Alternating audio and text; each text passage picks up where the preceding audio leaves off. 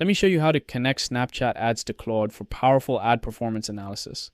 I'll grab the MCP server URL from InsightfulPipe. In Claude settings, I'll navigate to connectors and add a custom connector with the Snapchat ads MCP URL. This opens the OAuth authorization page where I'll grant Claude permission to access my Snapchat ads data. I'll click Authorize Access to complete the connection. With the connector set up, I'll start a new chat and ask Claude for a comprehensive Snapchat ads performance report.